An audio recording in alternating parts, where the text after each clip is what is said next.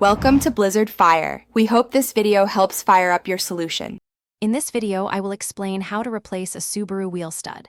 Start by gathering your tools, including a jack stands, a hammer, and the new wheel stud. Safely lift your Subaru and secure it with jack stands. Then, remove the wheel.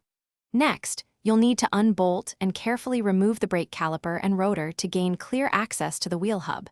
Remember to hang the caliper to avoid stressing the brake line. With the hub exposed, rotate it until the damaged stud aligns with an open space behind the hub assembly. This provides clearance for removal. Now, using a hammer, firmly tap the broken stud from the rear until it pops out. Be sure to clear any heat shields or other components that might obstruct its path. This step is usually straightforward. Now, take your new wheel stud and insert it through the back of the hub. To properly seat it, place a wheel stud installer tool or a stack of washers over the new stud, followed by a lug nut.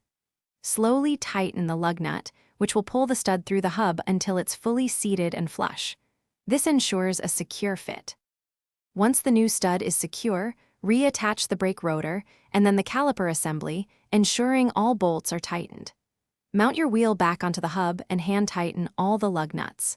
Finally, use a torque wrench to tighten the lug nuts to 88 foot-pounds in a star pattern for even pressure and safety. Double-check all connections. Thanks for watching. If you found this helpful, don't forget to like and subscribe.